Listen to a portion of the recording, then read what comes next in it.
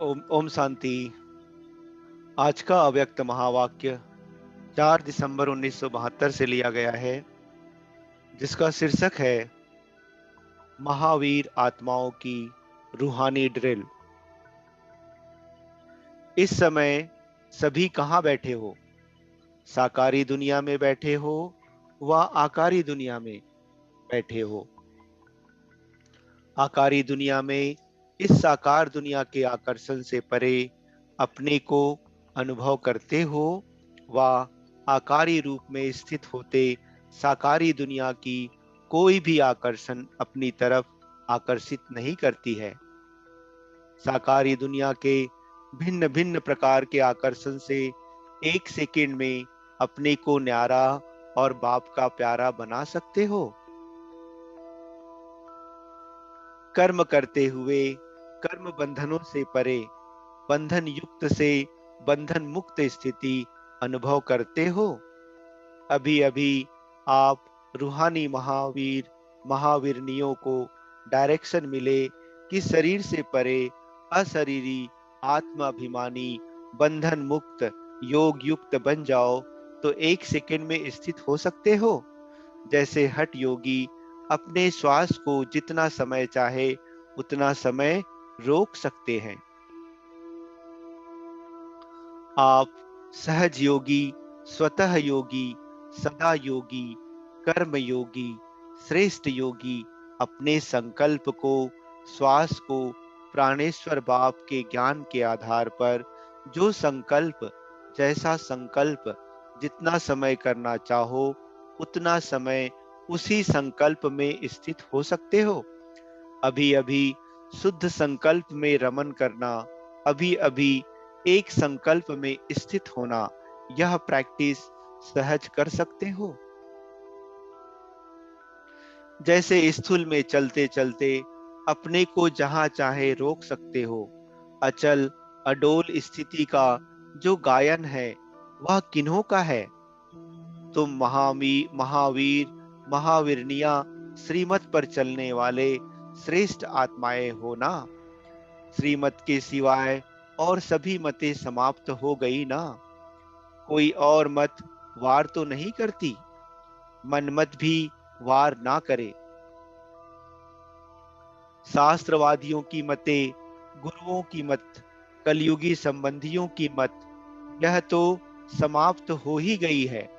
लेकिन मनमत अर्थात अपनी अल्पज्ञ आत्मा के संस्कारों के अनुसार संकल्प उत्पन्न होता है और उस संकल्प को वाणी व कर्म तक भी लाते हैं, तो उसको क्या कहेंगे?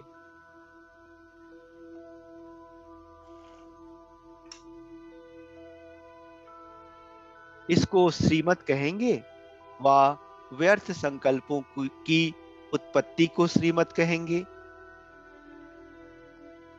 तो श्रीमत पर चलने वाले एक संकल्प भी मनमत व आत्माओं के मत अर्थात परमत पर नहीं कर सकते।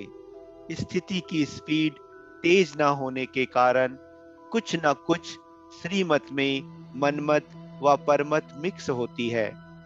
जैसे स्थूल कार चलाते हो, पेट्रोल के अंदर अगर जरा भी कुछ किचड़ा मिक्स हो जाता है, रिफाइन नहीं होता है, तो स्पीड नहीं पकड़ेगी।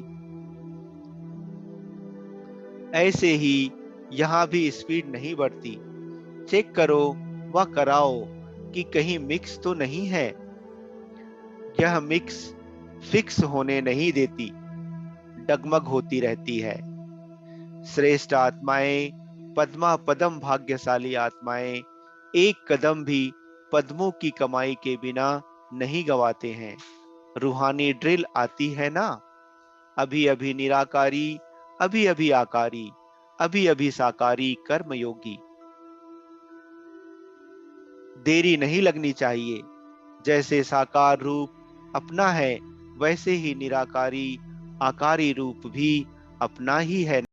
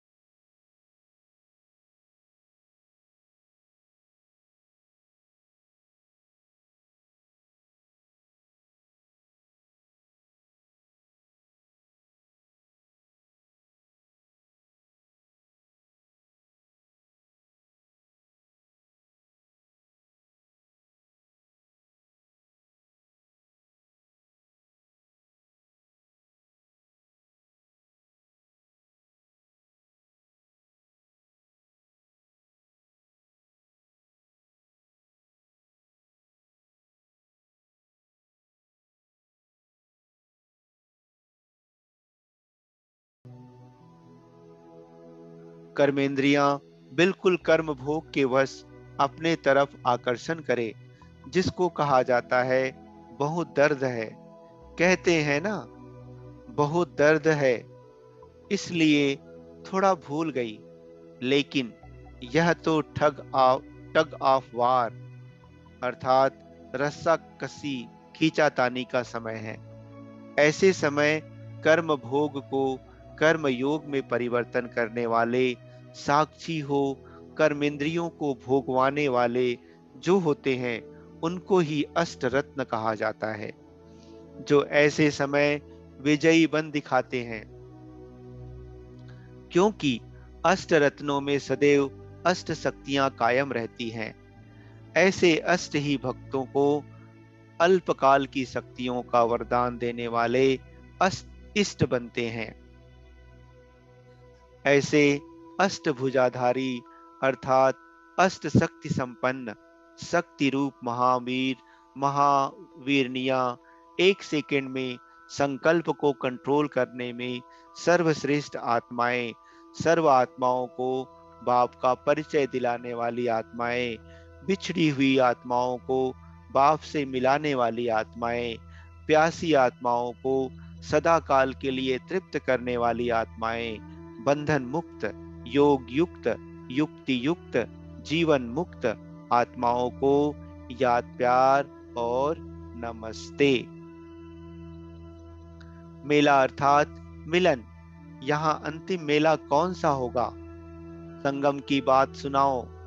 कर्मातीत अवस्था भी तब होगी जब पहले मेला होगा। बाप के संस्कार, बाप के गुण, बाप के कर्तव्य की स्पीड और बाप के अव्यक्त निराकारी स्थिति की स्टेज, सभी में समानता का मेला लगेगा। जब आत्माएं बाप की समानता के मेले को मनाएंगी, तब जय जयकार होगी, विनाश के समीप आएंगे। बाप की समानता ही विनाश को समीप लाएगी। मेला लगने के बाद क्या होता है? अति शांति।